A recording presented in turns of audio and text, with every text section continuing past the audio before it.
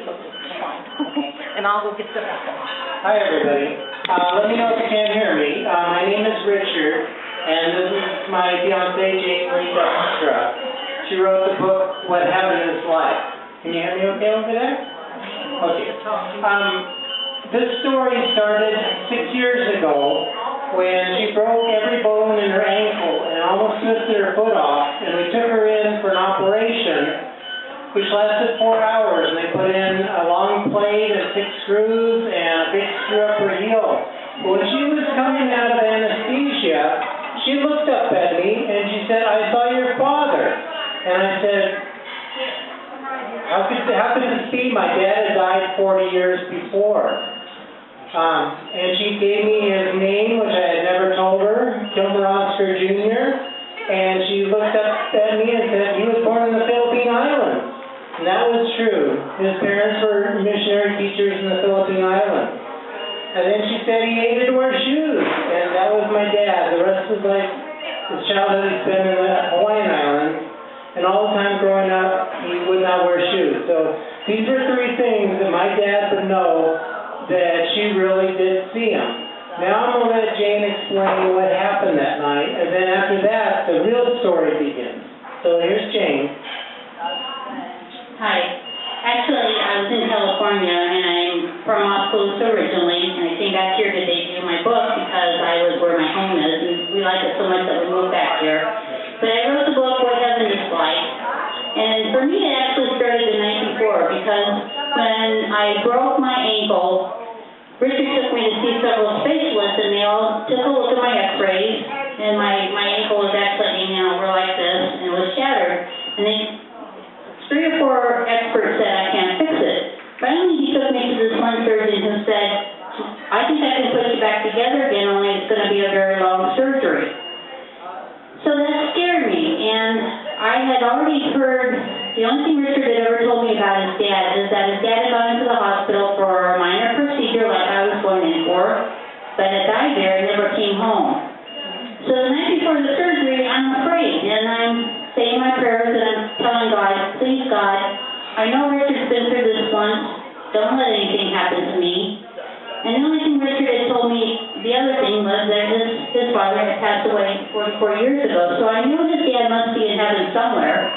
So as long as I was talking to God, I started talking to his dad, and I said, "Okay, I don't know even your name, but you must be up there with God somewhere. So can you put a good word in for me and tell him to make sure that I'm safe during surgery tomorrow?" Well, the next day, Richard takes me to surgery, and I don't remember anything about the preparation for the surgery other than a lot of pain and fear. But what I do remember is laying on the operating room table, and all of a sudden I look up, and I see this beautiful bright light above me. And in this beautiful bright light is a man. And I think, "Oh my God, I must have died and gone to heaven, and I'm seeing God." And this man says, "Nope." He sticks out his big old hand and he says, "I'm not God, I'm Kilmer Oscar Jr." I'm like, okay. Because I didn't know who he was either. And he said, "You were talking to me last night. I'm Richard's dad." Well, then I was sure I died at that point. And he says, "No, I came to tell you that you were talking to me last night, and you were talking to God. And when you were talking to us, that opened the door for me to come and tell you that God has said it's not your time, and that you're going to be safe. So don't worry about me being God. You haven't died. But what I would like for you to do is to tell my son that you have seen me. And tell him that even though I died 44 years ago, I have never left his side, and I will never let go. And to convince Richard that you've seen me, please tell him these little details." So he told me his whole name, he told me where he was born, he told me that he grew up in Hawaii, he told me that he would not wear shoes. Growing up in Hawaii, nobody wore shoes, so their idea of getting dressed up in a suit, going out to dinner, is a pair of thongs. These were all details that when I came out of surgery, I don't remember this part, but Richard said that I told him those details, and then he knew that I had seen his father. But when I saw his dad in this beautiful, beautiful, beautiful light above me, it was so welcoming and so gorgeous. I looked at this man and I said,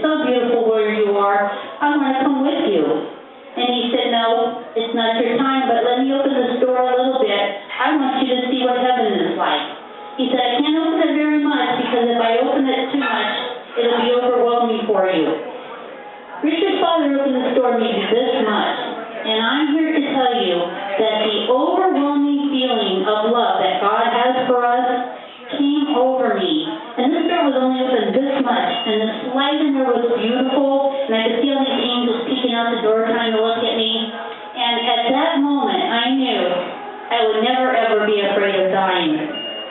And then Richard brings me home the next night, and I'm in a lot of pain. I have this huge cast. I can't move. I'm bedridden for 2 months. I'm in a wheelchair for another 6 months. I was in a walker for 2 more months. I had crutches after that. Finally, they took me to physical therapy, and I took my first steps. But the next night after Richard brings me home from the hospital, I go to sleep.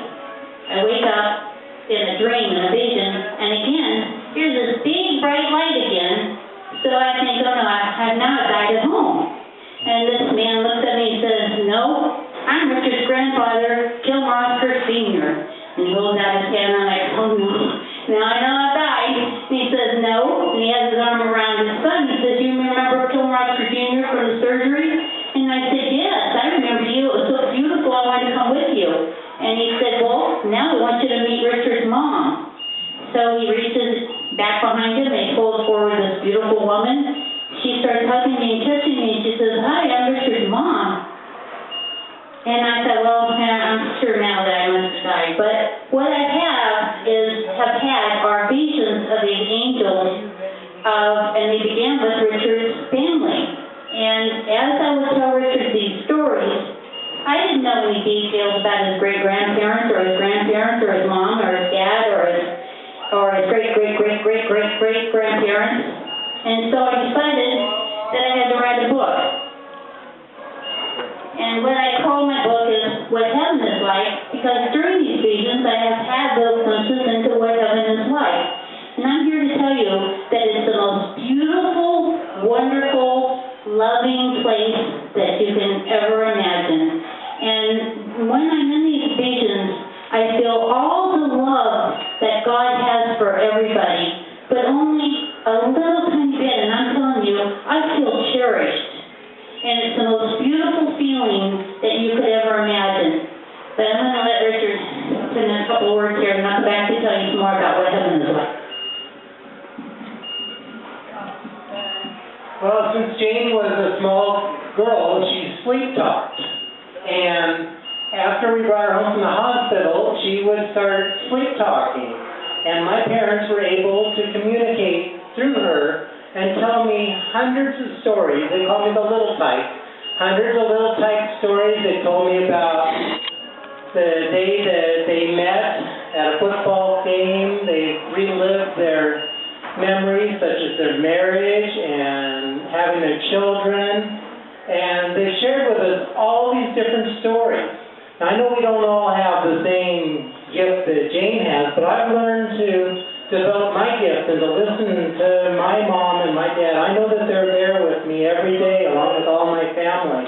There's never a day goes by I don't tell my mom and dad that I love them and how much I enjoy having them with me. And all of my family, including my grandparents and great-grandparents and great-great-grandparents, at one time or another have said hi. Now, we have a special gift with Jane Sleep Talking, but we all have this ability. And I listen to my parents every day. They're always trying to guide me. Whether I'm going down the street, I'm thinking to myself, should I go right or should I go left? And I try to listen to that little voice inside, and 90% of the time I'm listening and I'm getting it right. They've told me so many things where a lot of times I'll ask, Mom and Dad, because this has been our life new journey to do this, and I say, are we going to be okay? Let me feel if I'm going to be okay, and I'll get this feeling that starts at my shoulders and works to my toes of a number.